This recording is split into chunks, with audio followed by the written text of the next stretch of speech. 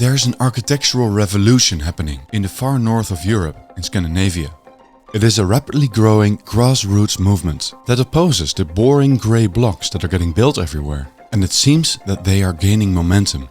In this video, we will discover how a small movement in Sweden grew to become a force that is successfully pushing against ugly architecture and which is demanding more beauty in their cities. We'll explore how the movement spread to other countries, and we'll even meet a forward-thinking politician from the Social Democrat Party of Gothenburg who recognized the need for change and is now working towards more human, friendly and beautiful buildings. I'm very excited for this video, because you'll hear the story from them as I went to Scandinavia to interview those who made it possible. At the end of the video, I'll show you how you can achieve this positive change in your own country. So let's get started. It's early May and I'm traveling to the place where it all began. Scandinavia.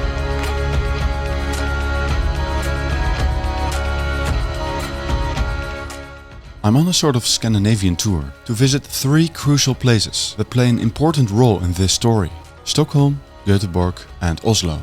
I'm about to interview some of the people who have been instrumental to this movement and who can hopefully tell me more about how it got started and why it got so big. But first, we need to discover why there was a need for an uprising in the first place. As I explained in my last video, modernism changed the way we build. Useful building traditions that had served us for thousands of years and that contained valuable embodied knowledge were rejected.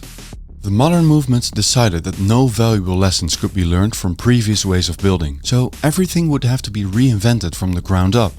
In Scandinavia, for example, this meant that pitched roofs, a technology that was successfully used to efficiently deal with rainwater in rainy climates, were replaced with flat roofs, which often led to leakages. A very recent example of this is Kiruna, a mining town in the far north of Sweden, where a newly built part was equipped with modern flat roofs, which started leaking soon after they were finished.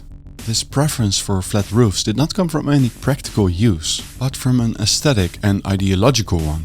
But it's not only the traditional building methods and techniques that are rejected. The classical or traditional aesthetic and design principles are replaced by the modernist ones. During my visit to Oslo, Gothenburg and Stockholm, this stands out immediately. The old buildings range from cute and colorful, like these wooden houses in Oslo, to handsome and stately, like these 19th century mansion blocks in Gothenburg. But the new buildings are quite dark and grim, which is surprising for a country where the winters are so long, dark and cold. And of course, we see a lot of concrete, glass and steel. I'm joining Mikael Diamant, who you might recognize from my last video. We're on a walk in Stockholm to see what happened to a city and to discover why people got enough of the types of buildings that were getting built. One thing to consider when looking at this dark building behind me and all the other ugly buildings that we have seen recently is that today is a beautiful spring day. Sweden is a Nordic country. Most of the year is quite dark and gloomy. Now imagine this building that you see behind me in October or December. It's really depressing. It of course looks good in computer renderings, but it doesn't fit our local climate. Now we are at Brunkeberg Square. It used to be a lively and beautiful market square. They completely destroyed the entire square in the 1960s and 70s, and all the beautiful buildings were replaced with hideous modernism. This is a very sunny and beautiful spring day. Still, despite its central location, there are almost no people here. That is because no one wants to hang out here, and no Stockholmers want to be seen here. So why is all this stuff getting built, and how could an entire profession overlook what the general population finds pleasing and beautiful? Erik Norin, a young classical architect based in Stockholm, explains the disconnect between the architectural elite and the general population.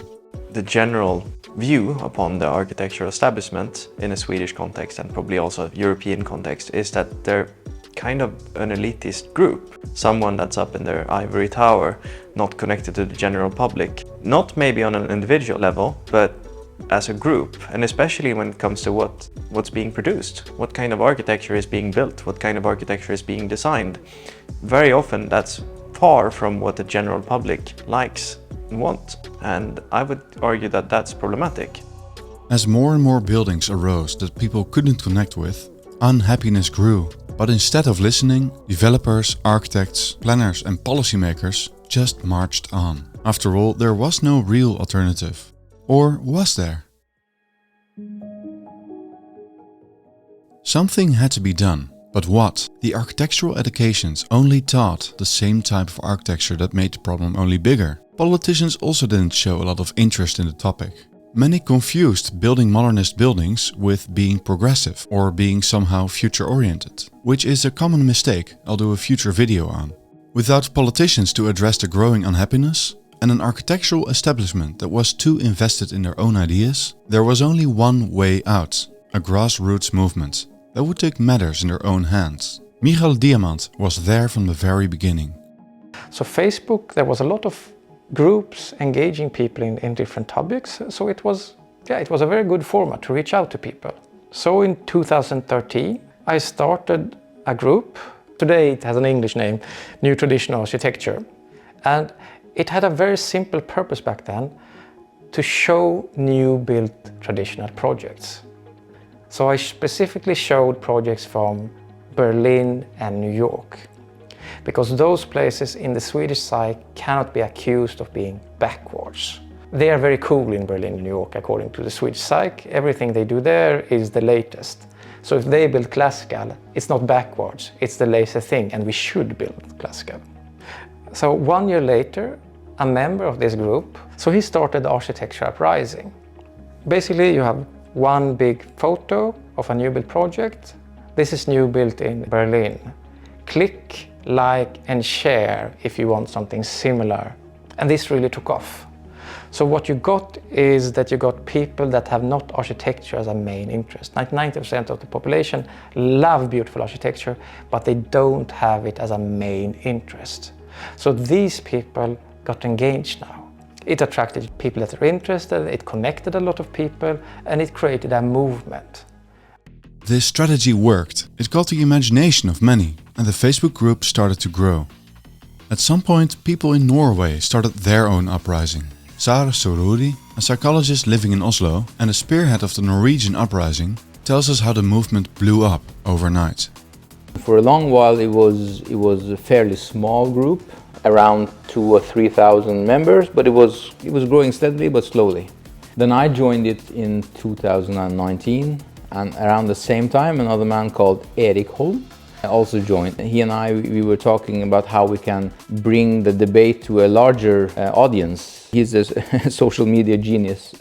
So we started the Instagram group, started to make posts there, and there was no magic tricks, there was nothing. We were just speaking our minds, as common people who are users of the city. Almost overnight, when it exploded and it went from 0 to 50,000 people in a couple of weeks on Instagram, I had no idea how many people cared about this issue.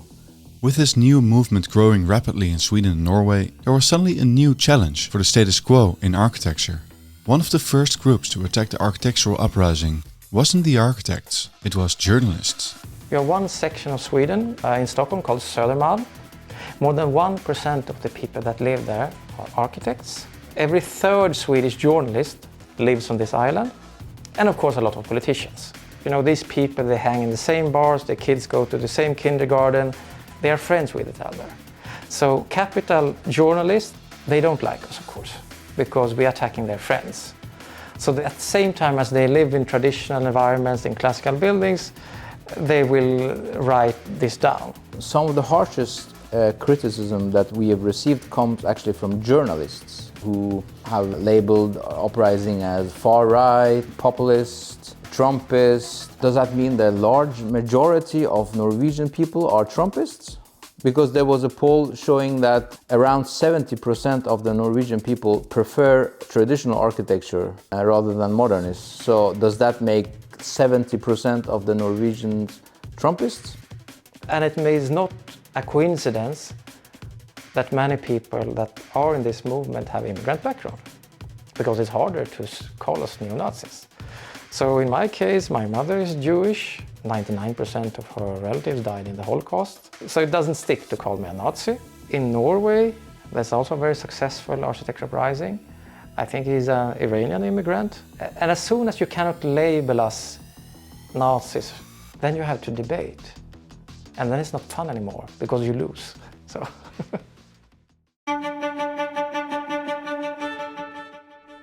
Time moved on and the movement kept on growing. Sooner or later, a breakthrough would have to follow. And that is what happened in the city of Gothenburg. Johannes Hulter is a politician for the Social Democratic Party of Gothenburg. He isn't affiliated with the Architecture Uprising, but he does agree with their views. As I see it, this is what the Uprising has done, and the issues that they give voice to is deep concerns that goes deep in broad spectrums of the public. For us, it's not that much about following the uprising per se. It's more like we see the same issues that they do. I think the unique thing about the Social Democrats here in Gothenburg is that we try to listen to what the people think about the buildings that come about in the city. It's strange to do something else than listen to the people that you actually try to represent. So we first of all try to send a clear message also to the people working with city planning, urban planning, to architects, to builders, that we want to see change and we want to see new buildings that have the classical architectural qualities. And that's been a really clear message. We are taken on a tour to an example project in Gothenburg. Yes, we're in part of Majorna at Majstångsgatan, which is a pretty new building that we built. And one part of it is public housing. So we built it in the style that is traditional here in Gothenburg. It's called Landshövdingehus. You could call it governor's house. It's also something that a lot of people in Gothenburg likes, and I think is very attractive to people. But you might wonder, how does the city of Gothenburg connect building traditionally with the aim for sustainability? On this, Johannes Hulter has a clear vision. Yeah, usually you talk about 3 dimensions of sustainability, and I think in every dimension there should be a preference for classical architecture, classical city planning. Because if you look at the social sustainability, of course, you're creating environments where they thrive, where they like to be, where they're happy. A prerequisite for having something social at all is that people actually are there. They want to go there, and they won't do that if the places are ugly. So they want to go. We've done a lot of research about this. But you can see that people are attracted to places that are attractive, that are beautiful. So if you build that, people will come. The other aspect, of course, is the ecological aspect, where if you build something that people love and cherish, it's going to stay for a while. It's not going to be torn down after 10 or 20 years. And I would say the economic sustainability is very important also to make places that attracts people, attracts businesses and attracts commerce. And so in all aspects of sustainability, there's actually no reason not to build with the classical elements and the quality, planning as well as architectural. But there is more good news from Gothenburg. For a project at the Ekmansgatan 5, a design was chosen that fit its environment wonderfully because of the efforts of the Architecture Uprising. The alternative was a generic modernist one that ignored its historical surroundings. This building was designed by Fredrik Rosenhal at Inobi and Albert Svensson. This was an empty lot for like almost 100 years now, and the town and the university wanted flats for guest scientists. So it's a lot of small flats in it. The town had a competition, and we made an entry and lost.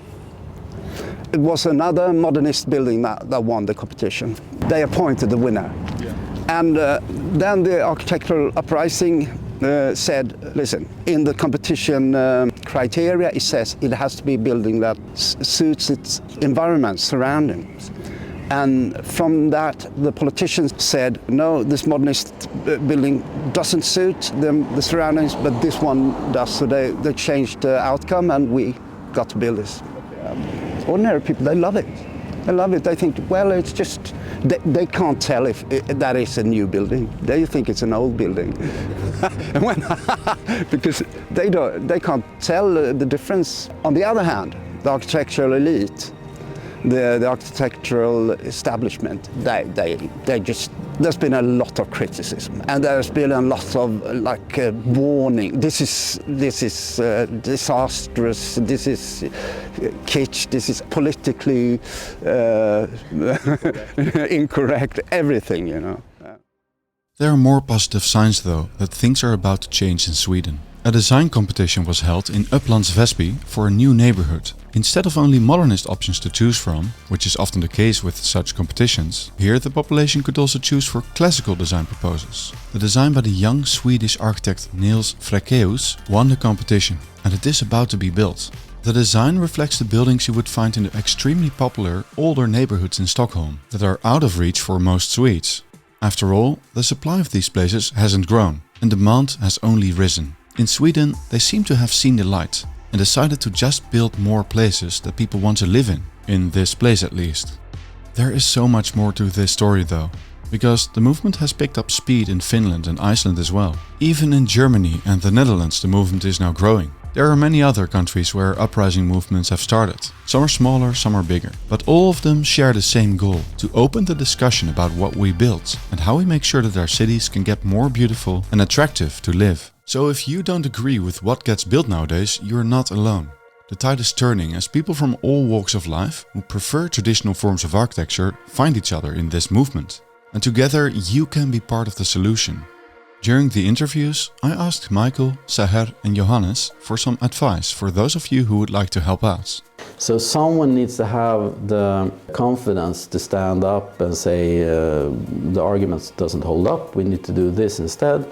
But when someone has done that, it's easy for the next person to stand up, and for the third person, fourth person. So I think we're going to see a tidal wave now, and I think actually we're in the beginning of a paradigm shift where politicians are going to have the confidence to actually listen to their constituents and to their citizens. You shouldn't be afraid to speak your own language the way you describe and understand architecture. I wouldn't try to sound like an architect, I wouldn't try to impress an architect, because you need to talk with your audience, who are the general public, who desperately need a voice. Contact us. Don't invent the wheel again. How things operate are the same in every country, in every culture. Of course there should be local adaptation, but the format we have already figured out. We will help you with before and after pictures, we will tell you how the most effective way is to market things, but what you need is of course time. And there can never be too many. If you want to do something else, something that you believe that this I want to do, just start it. The more that initiate these things, the better. So there you have it, the Architectural Uprising, a grassroots movement that is changing how we build. To help you out, I made a fun little instruction booklet in Swedish style, the UPPRORET, Build Your Own Architecture Uprising. You can find it on my website in the link in the description. On the page you will find links to various uprising accounts and groups. And to the booklet of course. By the way, I will place the full interviews with Michael, Johannes and the others on a separate channel, Aesthetic City Conversations. Find the link below. That's all for this video. If you like this video, please don't forget to carefully click that like button and subscribe to this channel, because there's a ton of upcoming stories you don't want to miss. And wait, before you leave, if you want to know more about what traditional architecture is and why we can still build it, check out the next video. Finally, if you want even more value, join our Discord community or become a patron. It really helps the channel out. That's it for now. Thank you, until next time.